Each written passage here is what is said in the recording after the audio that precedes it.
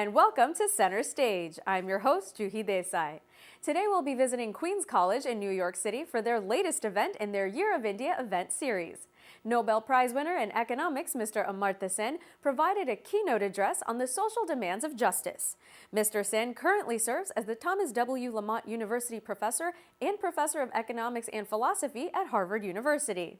Among his many accomplishments, some of the most notable ones include his work on the causes of famine and development of practical solutions towards food shortage for society's poorest members.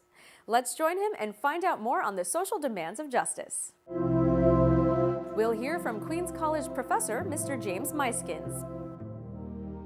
We're really excited about this evening because we have a packed house to hear Nobel laureate Amartya Sen. As you know, this is the Year of India, so this is our keynote address. We're very excited about it and look forward to a stimulating and provocative address.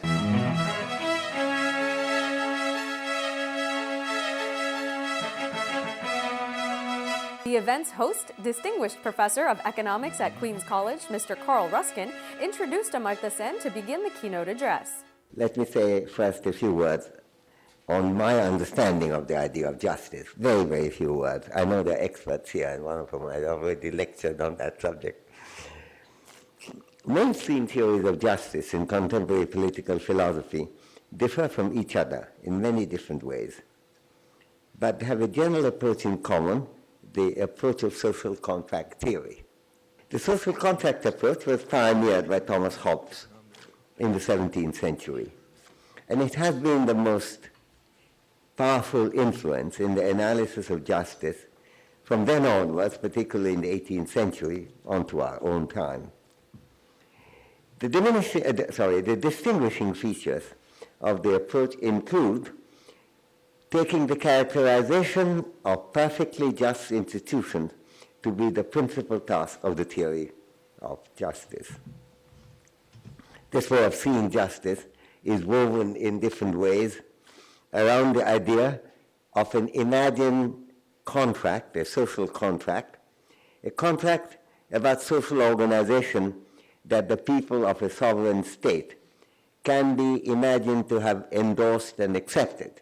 They would see it as reasonable, and while there is no historical event like a contract, it could be assumed that they would have signed such a contract, and indeed you can proceed as if they had.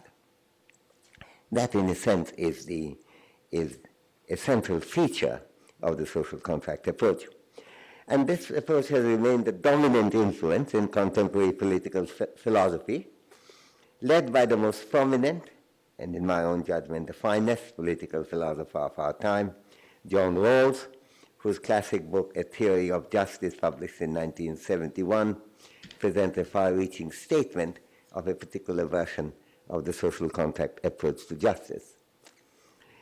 The principal theories of justice in contemporary political philosophy, coming not only from Rawls, but just to give example from other names, Robert Nozick, Ronald Dworkin, among many others, though their theories differ from each other in terms of the diagnosis of exactly what the social contract demands, they share in common the idea of a social contract that identifies ideal social institution. I should acknowledge here that I taught together with Ronald Dworkin for 10 years at Oxford. And I see old friends from Oxford here. And of course that has a profound influence we differ in many respects, but of course the underlying social contract approach, I was beginning to get worried about that already in the 80s. And then I taught for 10 years. I taught 1 year with John Rawls, but then I taught with Robert Nozick for 10 years. Now, again, his approach was very different from Rawls's, but there wasn't any question of the social contract approach as such. Well, that's what I'm going to question. And I acknowledge, in fact, we have lost both of them, missed both of them. Robert Nozick died quite a few years ago. Ronald Dworkin died only last month. And these are big losses for me and for the community of philosophers.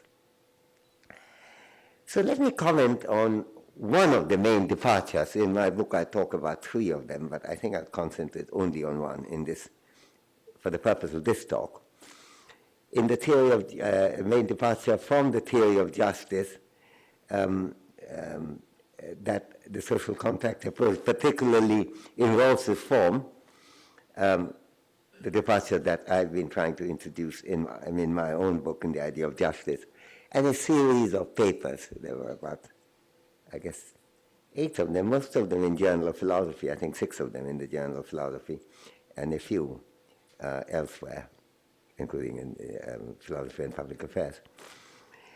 Let me comment on what the nature of this departure.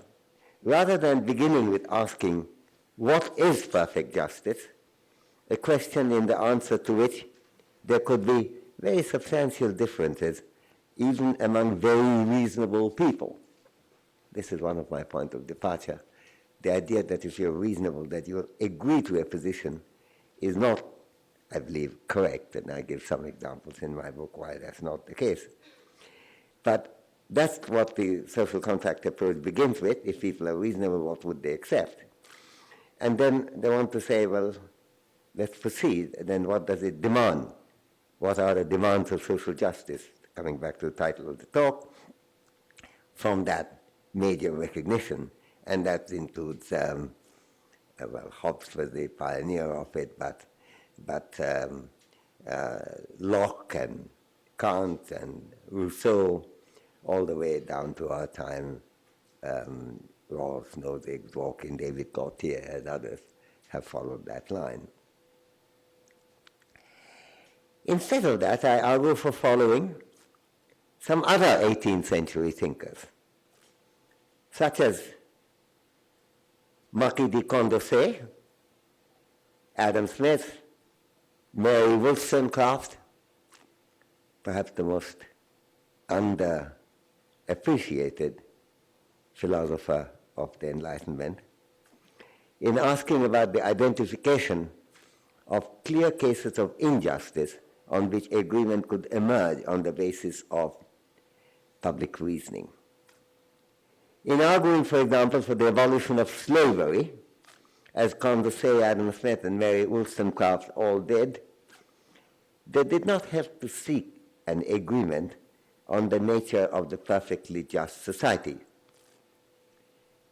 You could demand abolition of slavery even from different perspectives about what an ideal perfectly just society would be like. That's a real distraction. I think no one made that point as powerfully as Adam Smith did. In arguing, for example, for the abolition of slavery, they all concentrate in the argument how the world would improve, rather than how, after the abolition of slavery, the world would be perfectly just, which was not their claim at all. As will become easily clear when I come to discuss the demands of justice in India, I think we'd make a mistake if we begin by asking what would a perfectly just India look like. I think that is thought to be shunned. I do not want to assume a grand view of a perfectly just India, even between my collaborator Jean Drèze and I, though we are finishing a book together and agree on what should be done in India, we have some disagreement as to what a perfectly just India would look like. But it doesn't matter. We agree on what needs to be done to reduce the massive injustice that exists in India today. And that's really what matters, as it did to Condorcet, Smith, Wollstonecraft in the 18th century, and to John Stuart Mill, Karl Marx, and others in the 19th. It's time for our first break, but don't go far. We'll be right back with more Center Stage.